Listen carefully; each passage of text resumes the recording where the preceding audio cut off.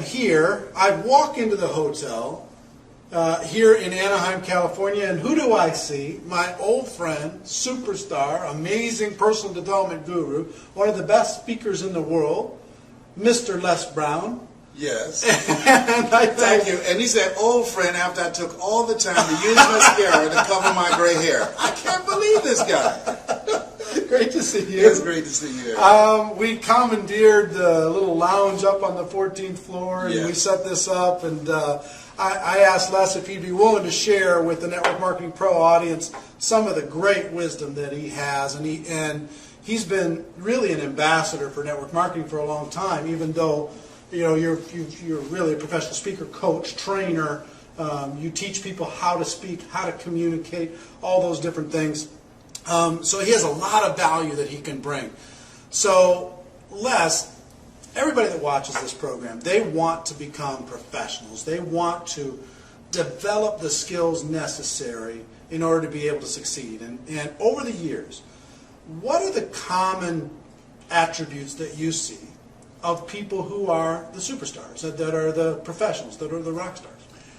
The common theme that I've seen, those individuals that can tell their story and create value for the audience, and as a result of people being in the experience of that setting, they leave there feeling better about themselves, believing in their product, believing in the industry, and believing in the possibility that they can grow their business. And that's crucial. And when you say story, it's not just in front of an audience. It might be just to another person.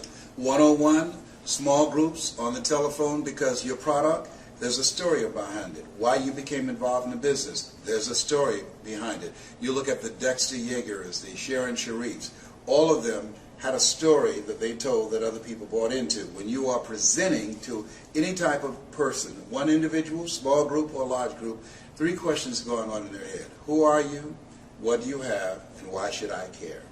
And so if you don't answer those 3 questions, people will listen, they'll be polite, and then they'll walk away. The other underlying... So say those 3 again. Yeah, who are you? What do you have? Right. And why should I care? So you have to strategically tell your story to create an experience for the person. And it's very important, experience, Eric, because a lot of people who become involved in network marketing, they spend a lot of time giving out a lot of information. Facts. Yeah, facts. No. People, when they are listening to you, 2 questions going on in their head. Can I do it? And is it worth it? Okay? So you have to create an experience where that person will say, I can do this, and it's worth my doing this. So it's an interesting, I love words. I love kind of figuring that out. And you, on purpose, said the word experience. Yes.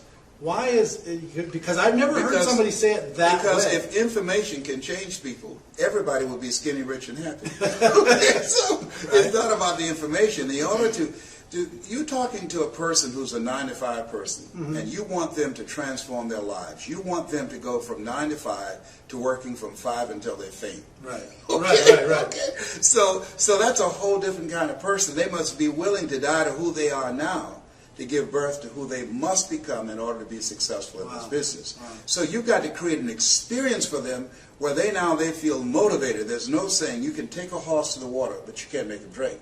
However, if you strategically tell your story and create an experience for that person, you can create a thirst where they want to drink, where they want to be a part of this, where they share the vision, where they say, you know what, sign me up. I want to be a part of this. Because you're creating a community of achievers. And in order to create that community of achievers, to increase your recruitment and to be able to retain your people that you bring into the business so it's not a swinging door, you've got to be able to tell that story again and again and again. Each time it's got to be fresh. Each time when people leave your presence, they must leave there feeling better about themselves, but talking about you and the role that you're playing in their lives and how you're transforming them. So the story creates the experience? Yes, and how you strategically tell the story. Just keep in mind, the most powerful position in the world, presidency of the United States, boiled down to 2 stories. An honorable man, Vietnam veteran, 5-year prisoner of war, John McCain. The Southside community activist, raised in a single-family household, President Barack Obama. How they told their stories, the influence and the impact determined how much money came in, how many votes that were cast. So people, as an entrepreneur, We've got to be able to tell our story strategically, not just telling a story, because everybody's got a story. But you've got to tell that story in a way that people see themselves in the story. I'm known for you got to be hungry. Well, and let's talk about that. You know what I mean? Because I've known Les for a lot of years, and I've seen you speak, and we've been part of events together. And one of the stories that has been a centerpiece of your life is that you got to be hungry. And I do believe that network marketing professionals need to be hungry, and some of them don't have the hunger that they need to have.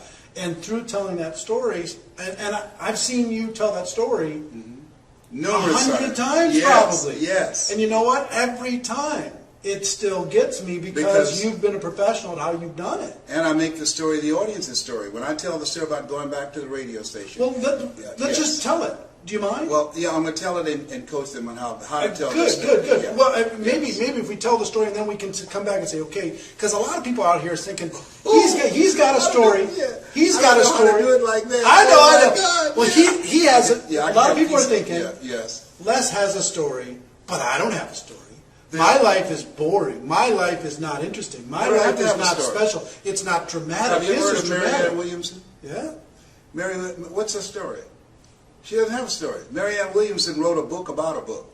She wrote a book called Return to Love. Return to Love was about a book called A Course in Miracles. Okay? So you don't have to have a story. You can tell somebody else's story. For instance, I met a young man, and he decided to become involved in multi-level marketing. Ladies and gentlemen, I want you to think about your goals and think about your dreams. And let me share something with you. How many of you know there's no such thing as job security? Well, keep in mind, this young man became in multi-level marketing, and I asked him, what's your story? He said he went to apply for a job. They told him if he would double the production, he could become the top manager at this company and would have job security, and he would be able to get a bonus. Not only did he double the production, he quadrupled the production. Guess what they did? As a result of the explosion in the business that they were able to acquire, they had to move to another facility, and they fired him. They said because of the new facility, they had to pay more money for the lease on the facility, and they couldn't afford his services anymore. Now, here's what the truth is. They'd figured out how to do what he came in there and did. They no longer needed him. So the reason he's became a part of multi-level marketing is he knows that the 40-40 plan is gone, where you can work 40 hours a week for 40 years and retire. There's no such thing as job security. Today, you have to have something that you can call your own. And so in multi-level marketing, you're in business for yourself, but not by yourself. You have an opportunity. You have a shot. Everybody won't get rich, but you've got a shot to control your own financial future. And that story by that young man is a story that's being lived every day. Now see, in 2 minutes, you told somebody else's story to this audience and because gave them a perfect example. Right, because the best speakers make the fewest words go the farthest. Yeah. So you don't have to tell a story all day. And so I tell people, how many of you know, as you look at yourselves, how many of you know there's no such thing as job security? And I will raise my hand. The reason I'm doing that is that I want them to now make this man's story their story. So they'll raise their hands. You're right. Good. Here's what happened to them. What they're saying to themselves, either that has happened to me or I know someone that has happened to me. Especially in today's economy. Right. Now I'm transitioning from there to here's why he became a part of this. He wanted to create security for himself. And I'm saying everybody's not going to be rich.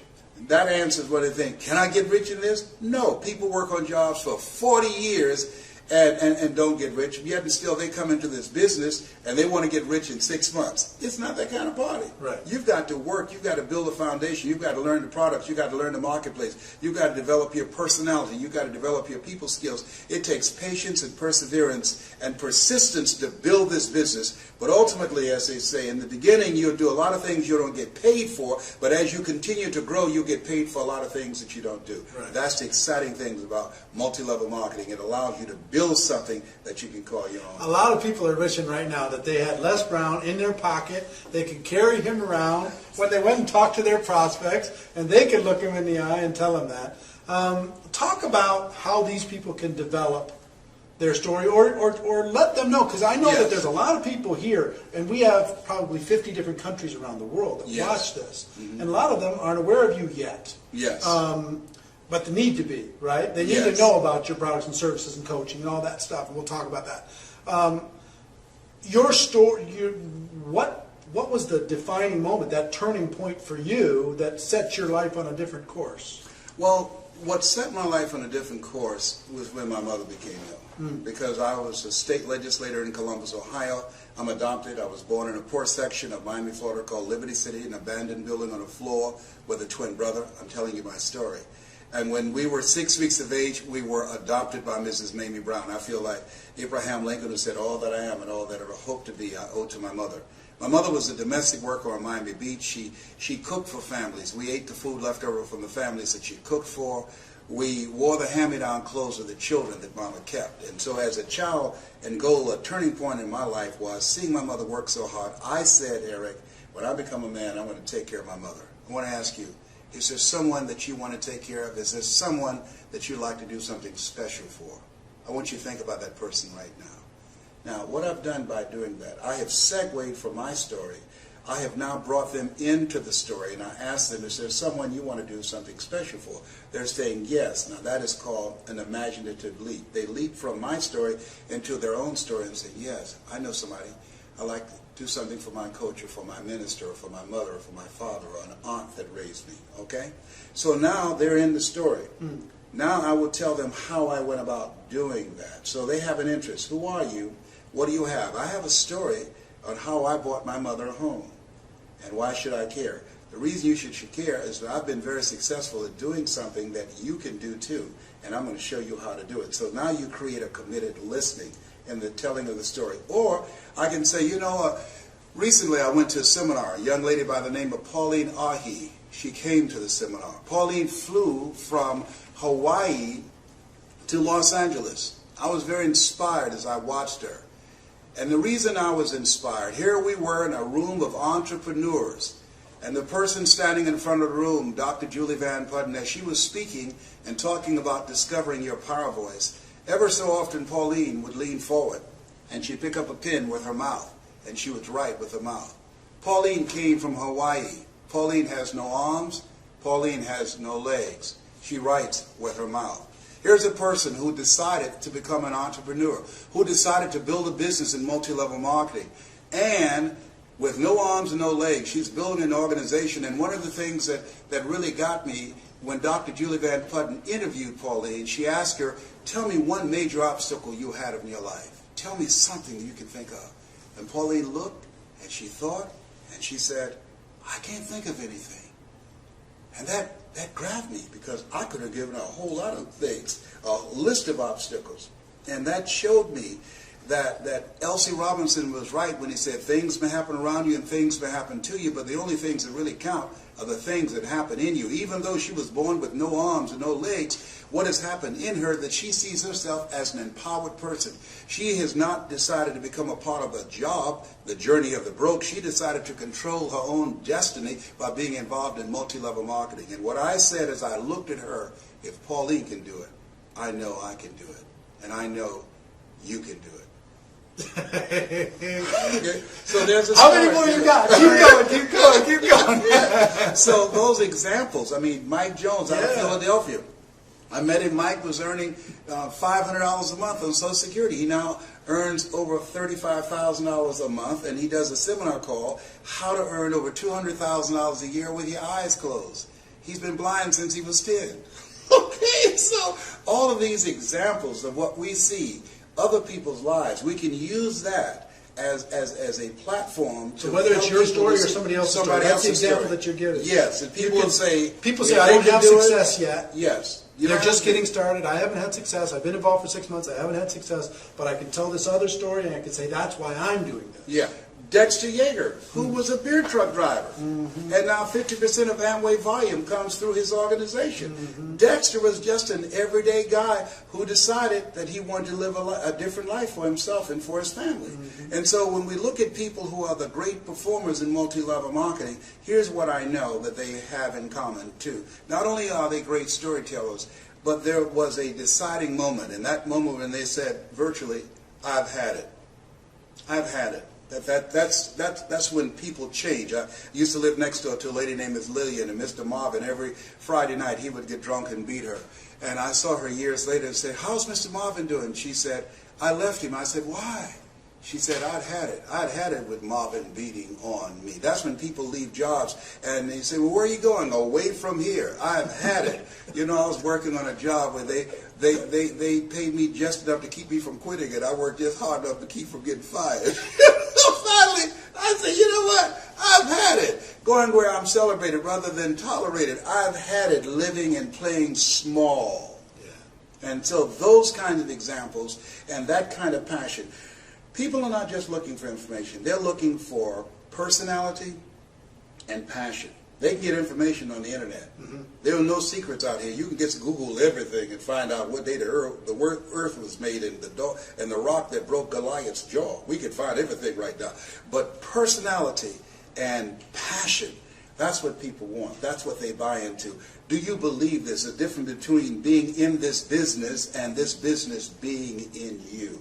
That's what they feel. And the people that grow the large organizations, you can tell being in their presence that as much as they have chosen this, they were chosen for this kind of work. You've got to have a passion for people. You've got to believe in the product. You've got to believe in the industry.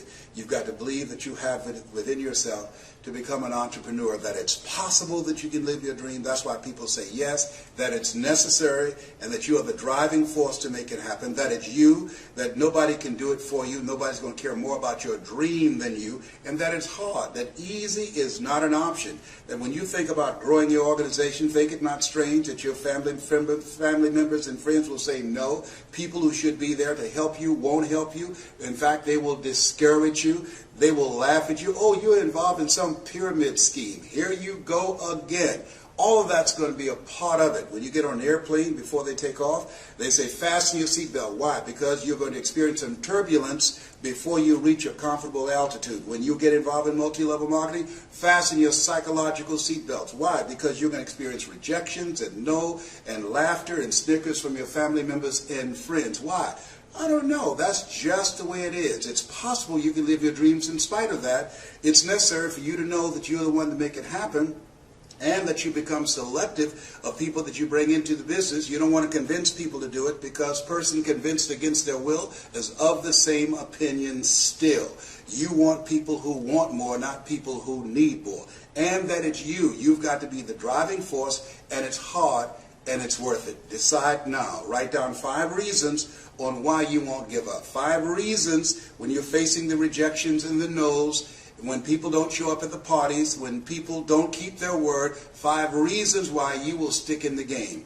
I have a saying, when life knocks you down, try to land on your back, because if you can look up, you can get up. Your reasons will help you get back up again. Nietzsche said, if you know the why for living, you can endure almost anyhow. So it's possible you can build an incredible organization, make a great living for yourself. And it's necessary. If you're casual about your dream, as Bill Bailey said, you will end up a casualty. And it's you, and it's hard, and it's worth it. And once you create that momentum, it's done. Stick a fork in it. It's done. So it's possible. Yes. The second one? Yes, and the reason it's possible, what's possible for one is possible for all. If anybody built an incredible organization, went across the stage, and got a check because of their work and their effort, then it's possible that everybody seated there as witnesses can do it. Right.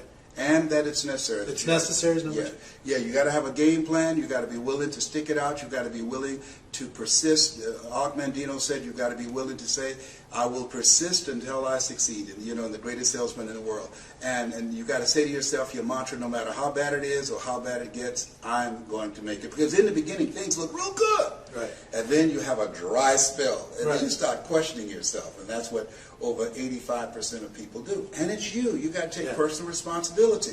You're going from being a volunteer victim of letting somebody tell you what time to be to work, how long your lunch break will be, what time to get off, how many days you can be sick out of the year, how many days you can go on vacation, got to ask for permission. You're going from that position of powerlessness and being weak, because most people have developed an addiction to powerlessness. That's why the majority of people you ask to come into this business will say no. They have developed an addiction to powerlessness. When you're working with somebody else's job, they are controlling your financial future. So you are different. You are not common. You are uncommon when you said yes to this dream. Yeah, stop for a second. An addiction to powerlessness. Yes. I've never heard it said that way, and I think that's really interesting the way you say that, because we've been taught. We've been groomed and been taught to depend on a job, to look forward to a job. People looking for jobs in an economy where jobs are shrinking. We cannot produce enough jobs. The government cannot produce enough jobs to replace the jobs that are being eliminated through technology and cheap labor abroad. I can get a PhD in the Philippines for $500 a month. When I was a kid, I used to work in a bowling alley. They knocked the pins down, we jumped down, and we straightened the pins back up. Somebody invented a trade that put us out of business. I used to work on the elevator. What floor, please? And I would punch the elevator. No, they don't need that now. When I was in school, my girlfriend said, I want to be an operator. When you made a long-distance call, you call an operator placed a call. Now you call direct. So technology is changing things, replacing whole industries. When the last time you went to the store and bought some envelopes and a stamp and some stationery and a pen to write a letter? We don't do that now. We text, we email. That's an industry that's eroding. I went to a school, Bill Gates School in Philadelphia. They don't have paper. All computer, a paperless school. That's different. When I was a kid, we carried books to school. So this is the era the late Peter Drucker calls the era of the 3 C's: accelerated change, overwhelming complexity, and tremendous competition. What we have in multi-level marketing is cooperation and collaboration, people working together in a community of achievers to help everybody win. That's the exciting thing, that when I help you win, then I win also. So back to story. So do you think story helps people realize that they have an addiction to helplessness? And, absolutely. You have to build a bridge to get them away from that absolutely. posture? That's the purpose of the story, because what the story does is distract, dispute, and inspire. What you do, how people live their lives, is a result of the story they believe about themselves. If there are 500 people in an audience, there are 500 individual stories that's going on. So that's why it's important that we learn how to strategically create an experience with our story, so those 500 people will stop listening to their story. Through the course of your telling the story, they will back away from the possibility of blindness to say, I can't sell, or I can't do this, or I'm not ready to learn something different and new and change the page in my life. You cause them to back away from the possibility of blindness and inspire them to become, as Mother Teresa would say, to become a pencil in the hand of God and start writing a new chapter in their lives, because you've distracted them from their story, and you used the example of a Pauline Ahi or a Mike Jones or a Dexter Yeager to help them say, whoa, if he can do it, I can do it, because what's possible for one is possible for all. And now they're ready to start a new chapter with their lives. Can you tell I'm a fan? I mean, I get to sit here all day and we could just talk, because, I mean, the way you talk is so... The average person wants to give facts. They want so much to, to prove to somebody else that they know something. So they're given facts and information. And through your stories and through the quotes that provide third-party validation, that lets them know it's not just your opinion. It's other smart people have had the same opinion in the past. Yes. It's so masterfully done, and I hope you're getting a lot of tips here. And I hope as we're done with this interview, we're not done now, but when we're done with it, then you start to practice your story. That's and you start to tell your story to your dog and tell your story to your and get kids. some coaching, because you can't see the picture when you're in the frame. You have to, this Les Brown that you now see, I didn't know he existed. I used to be a different person, but a guy named Mike Williams, he interrupted the story in my head. He said, Les, you can do more than be a disc jockey. What do you mean? I'm LB, Triple P, Les Brown, your platinum playing Papa. There were none before me, there will be none after me. Therefore, that makes me the one and only. Young and single, love to make a certified, bonafide, duly qualified to bring you satisfaction, a whole lot of action. I had to kill him all. Bam, bam, bam. He said, Les, you can do more than be the MC at the Bottoms Up Club and the Pink Pussycat and the Jamaica Club. You can talk to corporations and organizations. I said, what would I talk to them about? I don't have any college training. He said, Les, all of us are born the same way, dumb, naked, and speechless. You can learn. Okay, and so because of how he communicated with me, he created a thirst. One of the things I say to people, particularly when you come into this business, if someone has recruited you into this business, they saw something in you. And one of the things I strongly believe, and why Mike is still my mentor to this day, Mike Williams, and that is that sometimes you have to believe in somebody's belief in you until your belief kicks in. So whoever invited you into this business, they saw something in you. And if you don't see it, it doesn't matter that you don't see it, because eye has not seen, ear has not heard, nor has entered the heart of mankind what God has in store for you if you say yes to your dream and yes to the opportunity that the multi-level marketing industry can afford you. Can afford you. Yes. I love it. All right. I saw an interview with Will Smith a little while ago, and he said, greatness is simple. Here's what I believe, and I'm willing to die for it. Yes. When you talk about desire, you talk about hunger, you talk about determination. Are you willing to lose it all to gain it all? You're just willing to just go out there and make it happen. I believe that since greatness is possible, then being excellent is not enough. Right. That anybody through observation and practice can perform at the level of excellence. But when you see a Larry Bird who formerly played for the Boston Celtics, you don't say, boy, when the Bird played, he was an excellent player. We're talking about greatness here. Right. You see a Wayne Gretzky. And I believe that when you're pursuing your greatness, you don't know what the limits are.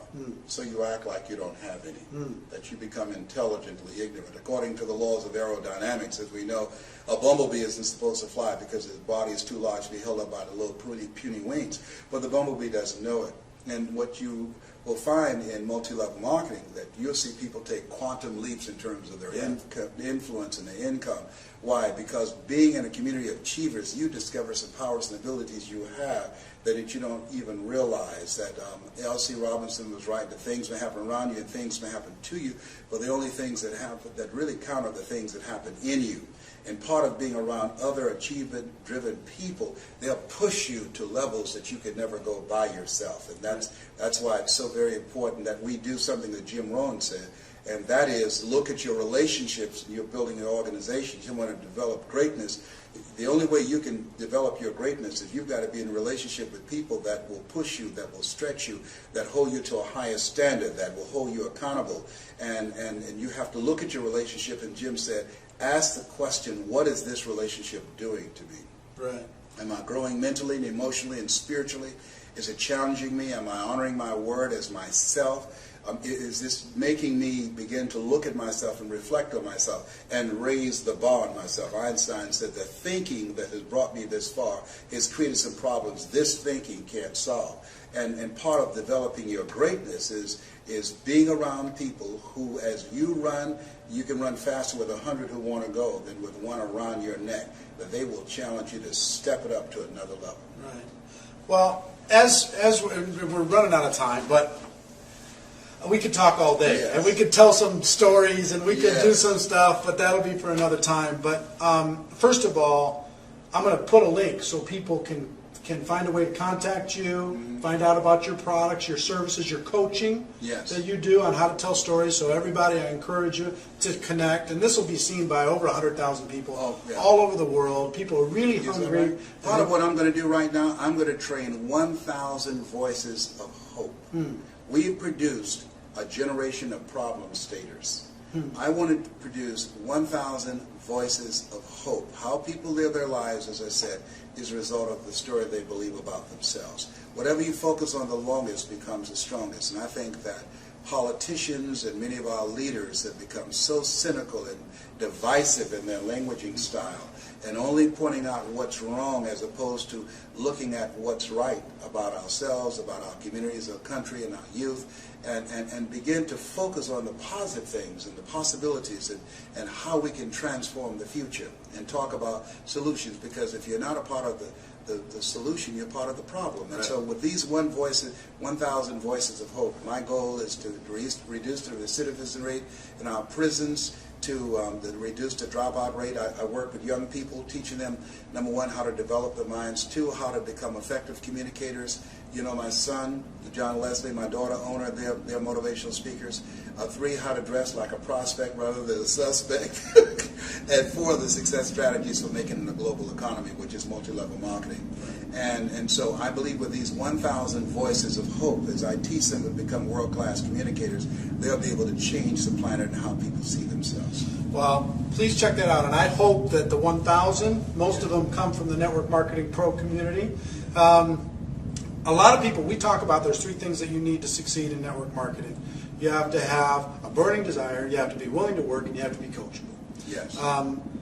And we talked about this in previous shows, and a lot of people were commenting, I just don't know how to find my burning desire. I don't know how to figure out, I can't light the fire. Help me light the fire. What would you say to that? You have to experiment until you do. I mean, some people know early on.